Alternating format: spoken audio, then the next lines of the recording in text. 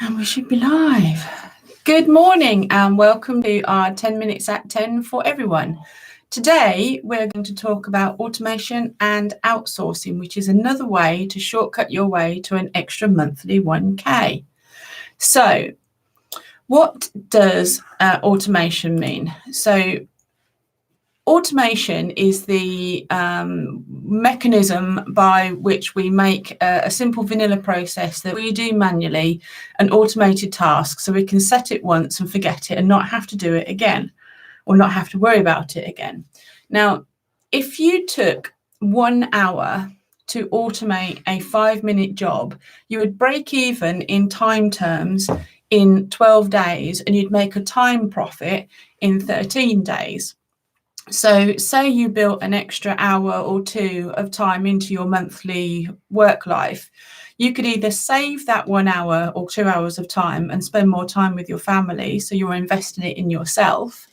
You could invest that 1 hour in development, maybe that's marketing or business or process development, something that would make your business more effective, help your business grow faster. Or you could sell that 1 hour of time. And if you sold those hours of time, say you sell those extra 1 or 2 hours of time at £50 per time, that's another £100 per month of time that you didn't have before you started your automation. So review all of your processes regularly and see what you're doing that's a repeated task. It's a vanilla task. It doesn't really add any value, but it's something that it needs to be done for your job. It's necessary for your trade, but you don't necessarily have to do it. So some examples of jobs to automate in your finance function. You could automate the auto forwarding of purchase invoices that come in through email into your receipt bank or HubDoc account or auto entry account and save maybe 1 to 2 hours of time of bookkeeping and use that most important time to do something else with. Now, one of the most time-consuming tasks during the month is actually finding all of those invoices that are stuck in your email because you've seen it come in, you've thought, oh, I'll deal with that later. And then several days passed, your month end comes, you need to reconcile your bank, and you've got to go back and find those really annoying invoices that are stuck in your email. But if you auto-forwarded them from your email into your account system, then that saves you a little bit of extra time. You could automate the first part of your bookkeeping. So say that invoice that you've sent into your accounting system, if it's gone into Receipt Bank, Auto Entry or HubDoc, it would go in and all of the core data from your purchase invoice would be picked out by that system and set to be, you could set it to be a draft purchase invoice ready for when you next go into your account system to start posting your transactions. So the way we do it is we automate the invoices so they automatically go straight into our accounting system. They all go into Receipt Bank or HubDoc. HubDoc or Receipt Bank picks up all of that information. So the next time we log into Xero or QuickBooks, it's sitting there as a draft invoice with a PDF attached, already ready for us to go and have a look at. So we've not had to worry about that process at all. You could automate invoice chasers. So say you do a little bit of credit control weekly, because of course we like to keep that cash coming in, don't we? So you're going to automate some of this. So there are debtors who are the types of people that always intend to pay but never quite get round to it. So they're good debtors, they're well behaved, but perhaps they just need a little prompt. So you might be ringing them, you might be sending them manual reminders. If you can set your Xero account up to auto remind them for, say, once a week, every Tuesday is a good day. They've got over the Monday rush, Tuesday they've got cash in, and they're not rushing towards the end of the week. Send them all out on a Tuesday and then send the reminder that this invoice is outstanding. Hopefully it'll be paid by the Friday, or at least be on Friday's payment run. So that's a nice job to automate. And if it takes 30 minutes to 60 minutes out of your month, again, you can invest that, you can sell that hour to do that instead. You can also automate your credit control. So credit control is Slightly different to invoice reminder. So invoice reminders captures those people that within the first few weeks of not paying their invoice, they just need a little prompt. Credit control takes it to the next level. And if, for example, you have multiple invoices, not just one or two invoices that need credit controlling, then the credit control functionality offered by a software like Fluidly or Chaser is much more sophisticated and can chase multiple emails rather than one or two per client. And what this does is it takes that task out of your hands so that you only have to worry about the persistent late payers and the people that do need to have a phone conversation. And phone conversations to these types of debtors often take 5, 10, 15 minutes whilst you look at what's outstanding, you're chasing them for a payment date. If you automate that first part of the process, so the easy ones are dealt with, you can spend your time more productively on chasing the persistent late payers. If you have a lot of emails coming in that ask for the similar information, you can create canned responses or typical responses. So if you use Gmail, for example, you can set up canned responses with preempted replies or common replies, common errors. So we use this all the time because we obviously have lots of customers that have the same types of query. So we would then automate or semi-automate it. We've got a canned response that we would typically use for a job or for an email inquiry, and then we tailor that to fit that customer's specific needs. And it saves lots and lots of time by having that automation in place. There are also many, many admin and CRM jobs that you could automate, but I've focused on the 5 most common bookkeeping ones. And don't be put off by the fact that it may take an hour or so to set up an automated process. Because as Lisa mentioned, it may be a 5-minute job and you're thinking, oh, it's only 5 minutes, I'll just do it anyway. Yeah, the reality is 5 minutes every day, every week, it all adds up very, very quickly. So it makes sense to automate it once, never have to think about it again, takes away a lot of the pain. But alternatively, if you don't have the time to physically do the job in the first place, why not outsource it? So if you've got, or say you might be a business owner with lots of hats, as we all are, you've probably got all these job roles on your list, and quite honestly, some of them just simply aren't as value-adding to your business as others. So not as value-adding when I say value-adding, in your time.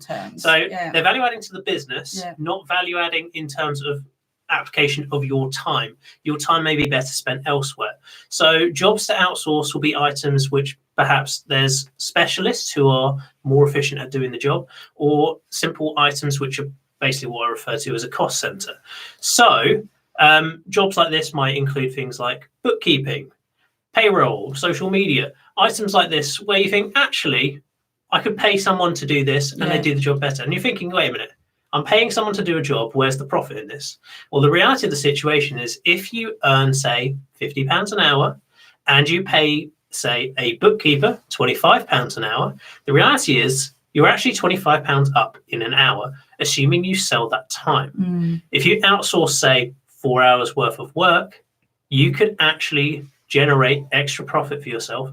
And in this particular instance of 4 hours, you could generate extra profit of £100 per month, because these will all be recurring jobs.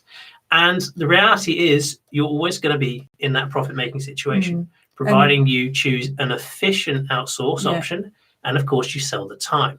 And that could be a bookkeeper, a virtual assistant, HR consultant, a marketing consultant, anyone like that who has a specialism and a skill that you don't have. And they can probably do what you're doing faster and more effectively and allow you to focus on what you do best. So identify those jobs in your business where you think, actually, I do this at the moment, but perhaps someone could do it either more efficiently, or maybe it's a better use of my time to apply my time elsewhere. So maybe look at bookkeeping, payroll, social media, as mentioned before, but there's also other options such as, is it worth looking into getting a marketing specialist? Following up on leads, could someone else do that for you? Is there someone else who could manage your diary for you? Perhaps there's some sort of travel arrangements. Maybe you need someone just to manage that aspect as well. There's the data entry, which is essentially a follow-on from bookkeeping, but not quite the same thing. There's also scanning, filing. These are all jobs where essentially at the moment, if you're doing them yourselves, it's just going to eat into your time. And the reality is you should be selling your time as best as you can. It makes more sense. to generate profit rather than just incur a cost, which you could pay someone else to do. Then there's also things such as recruitment, and following on from what Lisa mentioned earlier, with automation, could you actually outsource the job of putting automation processes into place to someone else, such as going paperless as well? Could you have someone else do that for you? Now, the reality is you can probably find someone who's more than capable of doing the job and is actually quite cost efficient. But there are various options of where you can gather the resources to determine how to outsource a job, who to perhaps apply. So common resources for finding someone who's able to outsource would be items such as Google. Of course. Always, yeah. Google, when in doubt, Google is amazing for everything. You can generally find whatever you're looking for. Very, very helpful. But there are some other sites which we found they're more are very specialist, useful. aren't they? More specialist sites. Yeah. So depending on what you're looking for, you might be looking for a site such as Bark or Freelancer. And these will be specialists in a given field where you can essentially pitch for a job.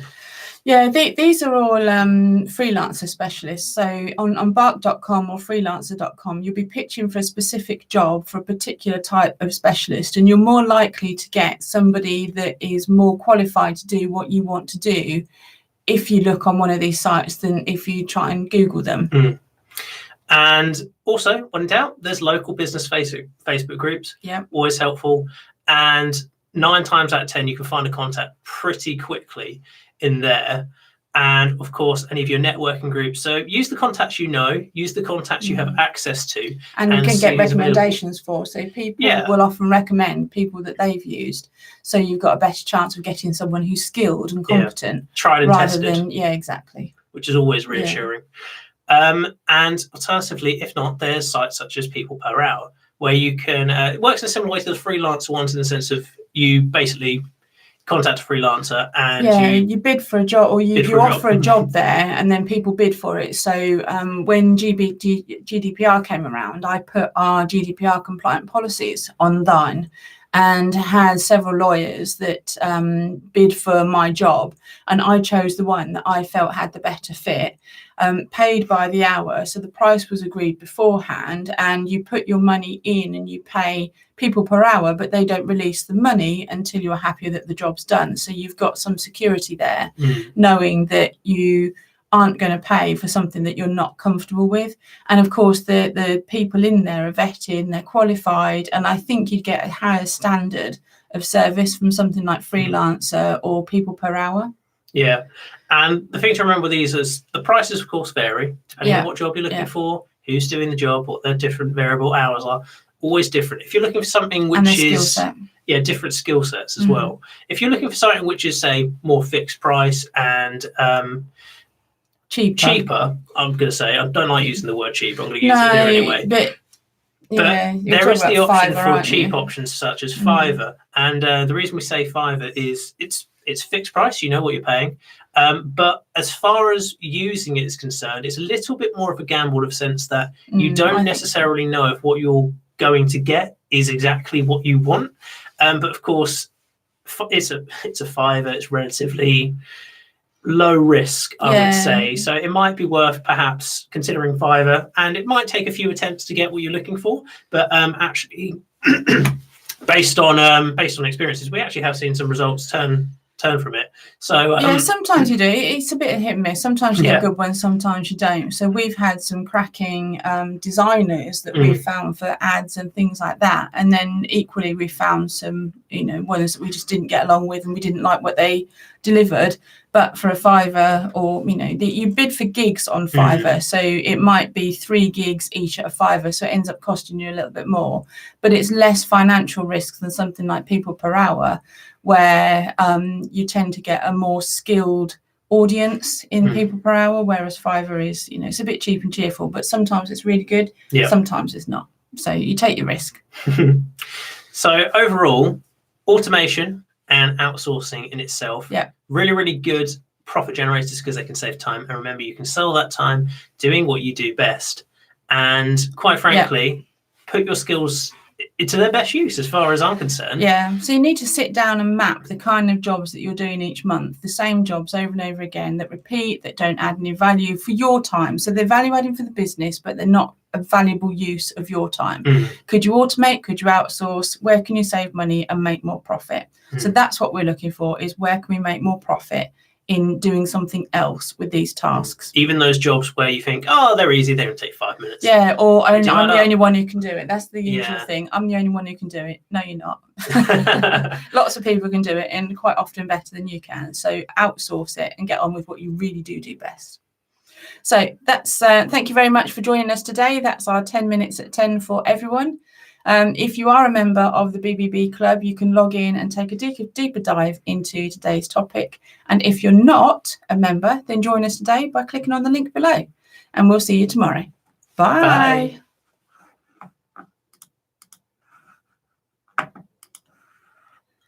And end the live.